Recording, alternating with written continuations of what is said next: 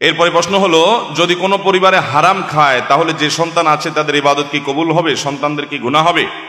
অনেক যুবক ভাইরা আছেন এই বিপদে আছেন। বাবা হারামখোর, সুদের ঘুষের কারবার করেন, 2 নম্বর পথে উপার্জন করেন, ছেলেটাকে আল্লাহ তাআলা হেদায়েত দিয়েছেন। এরকম সৌভাগ্যবান কিছু তরুণ আছেন যে আল্লাহ তাদেরকে হেদায়েত দান করেছেন। আর এরকম কিছু কপাল পোড়া বাপমা আছে, হতভাগা ছন্ন ছাড়া বাপমা আছে, যে বাপমা এরকম সন্তান পেয়েও মনুষ্যত্ব তারা অর্জন করতে পারে নাই, হারাম ছাড়তে পারে নাই, বৈধ উপার্জন করতে পারে নাই। আমি সবসময় বলি, দেখেন, সততার জন্য একটা বুকের পাটায় বল লাগে, বল। অনেক বড় ধরনের বুকের পাটা থাকতে হয়, কারণ আশেপাশে সব 2 নম্বর টাকা চকচক চকচক করে, বাড়ি গাড়ি সব কিছু, এই সমস্ত ভাবসাব দেখলে মনে চায় যেমনি হোক পয়সাওয়ালা হইতে হবে, কারণ পয়সা না হলে এই দেশে কোনো ভাত নাই, কেউ কদর করে না।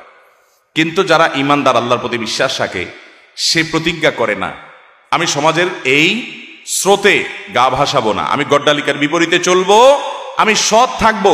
সৎ থাকার সবচেয়ে বড় লাভ কি জানেন? মানসিক শান্তি, আসল সুখ। হারামখোর কখনো সুখী হয় না। ওর কোটিপতি হতে পারে, ও বড়লোক হতে পারে, ওর গাড়ি বাড়ি থাকতে পারে, ও নিজে জানে সে একটা চোর। সবাই তারে স্যার স্যার বলবে, ও জানে যে আমি স্যার না কি স্যার সেটা তো আমি জানি রে, সব মানুষের রক্ত চোষা টাকা।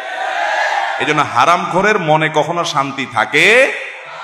কিন্তু গরিব মানুষ, শিক্ষিত মানুষ, সততার কারণে পয়সা বানাতে পারে নাই, এই মানুষগুলো, তাদেরকে হয়তো সমাজে আশেপাশে মানুষ দাম দেয় না বা খুব একটা গুরুত্ব নাই। মানসিকভাবে সে জানে সে কত বড় একটা শক্তিশালী মানুষ, যে সে নীতিবান ছিল, আদর্শবান ছিল, কখনো তার নীতিকে বিক্রি করে নাই। এরকম বহু সৌভাগ্যবান মানুষ দেখার সৌভাগ্য আমার হয়েছে। সরকারি চাকরি করেন, বেসরকারি চাকরি করেন, চাইলে কোটি কোটি টাকা বানাতে পারতেন, কিন্তু খুব কষ্টে দিনাতিপাত করেন। কোন রকম রিটায়ারমেন্টের পরে ছোটখাটো একটা বাড়ি ছাপড়া তুলে পাত করছেন, অনেক বড় অফিসার ছিলেন, কিন্তু 2 নম্বর পথে পা বাড়ান নাই। তাদের মানসিক যে শান্তি, নবী সাল্লাল্লাহু আলাইহি সাল্লাম সেই কথাই বলেছেন, লাইসাল গিনা বিকাসরাতিল আরজ, অনেক টাকা পয়সার মালিক হওয়ার নাম ধনী হওয়া নয়, ইন্নাল গিনা গিনান নাফস, প্রকৃত ধনী হলো সে যে মনের দিক থেকে সে জানে তার কোনো দুর্বলতা নাই, সে কোনো অন্যায় করে নাই, যেটুকু হয়েছে সেটুকু হ্যাপি, তার অতিরিক্ত ডিমান্ডও নাই, চাহিদাও নাই, চাহিদাকে সীমিত করে ফেলেছে।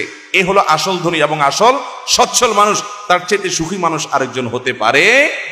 মুশকিল হলো ওয়াজ এগুলো যতই করি, যতই শুনি, আমরা মুখে বলি হারামে আরাম নাই, কিন্তু পয়সাটা কামায়া ওই মরিচিকার মতো পয়সাওয়ালা হওয়ার আগ পর্যন্ত আমরা থামি না।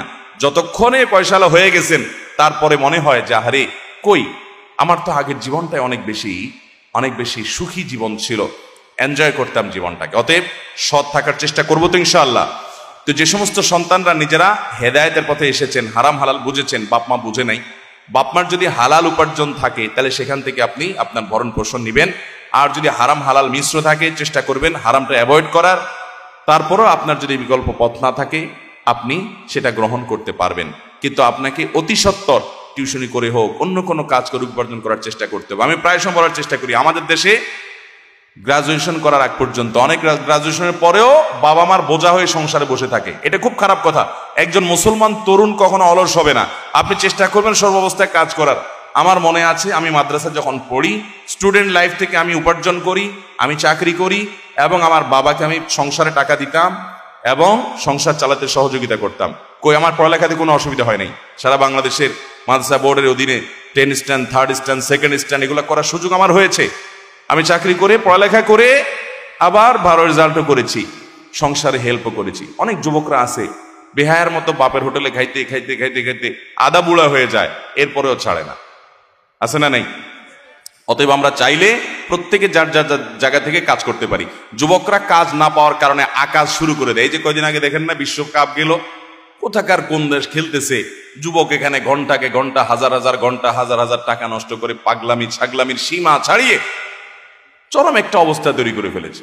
গভীর রাত, ফাইনাল খেলার দিন আমার মনে আছে যে আমি লক্ষ্মীপুর থেকে মাহফিল করে যাচ্ছি, হাইওয়ে বন্ধ করে দিয়ে যুবকরা বহু দূর পাল্লার বাস ওটার সামনে নাচানাচি করতেছে। মানে ছাগলামি এবং পাগলামির তো একটা সীমা থাকে। এটা কোন পাগলামি রে বাবা, এটা কোন পাগলামি? মনে রাখবেন, একজন আদর্শ মানুষ কখনো কারোর বিরক্তির, কারোর কষ্টের কারণ হতে পারে। কক্সবাজারে গতকালকে এক হোটেলে ছিলাম, দেখি যে লবিতে ধুমধাড়াক্কা গান। ম্যানেজমেন্টকে বললাম, ভাই এটা কি? পৃথিবীর বিভিন্ন দেশে যাওয়ার সুযোগ আমার হয়েছে, আমি তো দুনিয়ার কোথাও এটা দেখি নাই। একটা লবিতে ওপেন স্পেস, সব মানুষের জন্য, আমি এই টাইমে একটু ফোনে কথা বলবো, প্রয়োজনে কোনো কথা বলবো, কোনো কথা বলার সুযোগ নাই। এই অসভ্যতা, এই অবর্বরতা দুনিয়ার আর কোন দেশে আছে আমি জানি না।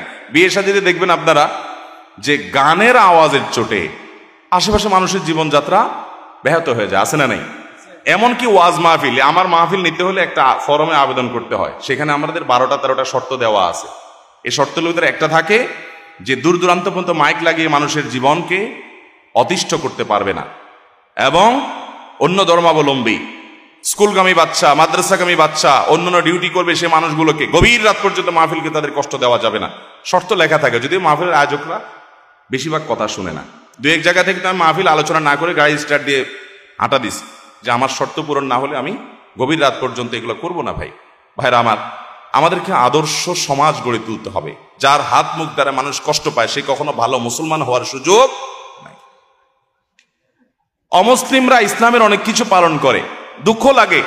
আমাদের সম্পদ কোরআন হাদিসের কথা মানে ওরা, আমরা মানি না। আপনি জাপানে যাবেন, টোকিও শহরে দেখবেন, আপনি ইউরোপের অনেক দেশে, ওদের অনেক খারাপ জিনিস আছে, কিন্তু ভালো জিনিসের ভিতরে অনেক কিছু আছে যেগুলো আমাদের কোরআন হাদিস আমাদেরকে লক্ষ্য করতে বলেছে। দেখবেন ওরা কথা বলতে হেডফোন ছাড়া কথা বলে না, হাত দিয়ে দিয়ে কথা বলে যে পাশের লোকটা যাতে ডিস্টার্ব না হয়। আমরা এত বর্বর, এত নিকৃষ্ট হয়ে গেছি। আমি সবার কথা বলছি না, যে আমার উল্লাস আরেকজনের বেদনার কারণ হচ্ছে। যুবকরা বিয়ে শাদী উপলক্ষে বক্স ভাড়া করে এনে, ব্যান্ড পার্টি ভাড়া করে এনে ধুমধাড়াক্কা গানের আওয়াজে পুরো এলাকা প্রকম্পিত করে ছাড়বেন, ঠিক আছে তো? কয়েকজন ঠিক আছে, ঘুমায় ঘুমায় ওয়াজ শোনেন নাকি? যুবকরা এই সমাজকে পরিবর্তন করতে হবে আমাদের, ঠিক আছে না ইনশাল্লাহ? আমার বিয়ে উপলক্ষে কোনো মানুষের কষ্ট যেন না হয় সেটা দেখার দায়িত্ব আমার। চেষ্টা করবেন না ইনশাল্লাহ? আপনার ফুর্তি করতে মনে চাইছে, আপনি আপনার রুমে পড়ে ফুর্তি করেন, কিন্তু আপনার ফুর্তি আমাকে ডিস্টার্ব করার কোনো অধিকার আপনার, এদিকটা খেয়াল রাখবো তো ইনশাল্লাহ। বিধায় এসব বিষয় আমাদেরকে সচেতন হবে এবং দায়িত্বশীল হতে হবে। যাই হোক, যেটা বলছিলাম, যুবকরা তরুণরা উপার্জন করবেন। ওই যে বলছে এখান থেকে ওই কথা গেছে যে যুবকরা কাজ না করার কারণে আকাশ করে। এই ফুটবল নিয়ে এত মাতামাতি, এত পাগলামি ছাগলামি করে পৃথিবীর কোন দেশের যুবকরা এত অবসর না। সবাই চাকরি বাকরি ব্যবসার জন্য ব্যস্ত আছে, রাত 3টা পর্যন্ত খেলা দেখার জন্য জেগে থেকে এরপরে মিছিল করে পটকা ফুটে পুরো এলাকা প্রকম্পিত করে দেয়। এইচএসসি এবং আলিম পরীক্ষা চলছিল তখন পুরো এলাকাটাকে আপনার মানুষের জীবনযাত্রাকে ব্যাহত করে ছেড়েছে।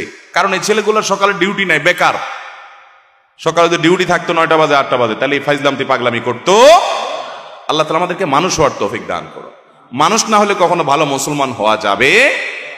ইভেন আমি গতকালকে যে হোটেলে কর্তৃপক্ষকে বলছি, ভাই আপনারা এটা মনে করেন না যে গানের আওয়াজ দেখে হুজুর বাধা দিতে আসছে। নো, নট অনলি দ্যাট, গানের আওয়াজ তো বটেই, এখানে যে কোরআন তেলাওয়াত করা হতো আর পুরা লবির মানুষের ডিস্টার্ব হতো, আমি একজন মুসলমান হিসেবে আমি বাধা দিতাম। আমার ইসলাম এটা বলে নাই যে আপনার কোরআন তেলাওয়াত সব মানুষের প্রয়োজনীয় কাজ বন্ধ করে তাকে শুনতে বাধ্য করবে। এটা কে শিখাইছে আপনাকে?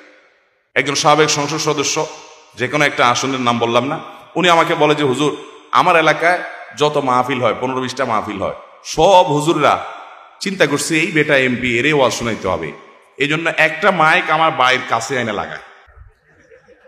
আমি ফোনে না কথা বলতে পারি, না একটা দরকারি কাজ ছাড়তে পারি, হার্টের রুগী ছটফট করতে থাকি, কিন্তু হুজুরদেরকে যদি এটা বলতে যায় বল নাস্তিক, এটা গালি দিয়ে বসবে।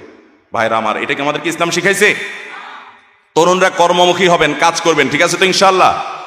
আমি আমার কথা আপনাদেরকে বলেছি, 600 টাকা বেতনের চাকরি করেছি আমি ছাত্র জীবনে, এবং ওই 600 টাকা পরিপূর্ণ আমার বাবার সংসারে দিয়েছি। বাবা অনেক বড় ব্যবসায়ী ছিলেন, একটা সময় ধরা খাইয়েছেন, সব ব্যবসা বাণিজ্য লসে পড়ে ভয়ঙ্কর একটা অবস্থা চলে গেছেন। আমি যশোর যুব প্রশিক্ষণ কেন্দ্রে, কোথা চাকরির নাম সহ বললাম, যশোর যুব প্রশিক্ষণ কেন্দ্রে মসজিদে ইমামতি করে বাবার সংসারে টাকা দিয়ে পড়ালেখা করেছি। কই আমরা খারাপ ছাত্র হই নাই তো? আমাদের সামনে টাকা দেওয়ার মতো ছাত্র তো আমরা খুঁজে পাইনি, আলহামদুলিল্লাহ। বিধায় ছাত্ররা কর্মমুখী হবেন, উপার্জন করবেন, বাপমার বোঝা হবেন না, এবং সমাজের অর্থনীতির চাকা ঘুরতে সহযোগিতা করবেন ইনশাআল্লাহ। এদেশের সবচেয়ে বড় সমস্যাগুলো একটা হলো বেকারত্ব। বেকারত্ব, আমার খুব পছন্দের একজন লেখক আছে, আলেম, ওনার একটা লেখা আমি পড়েছি, আমার অসাধারণ লেগেছে।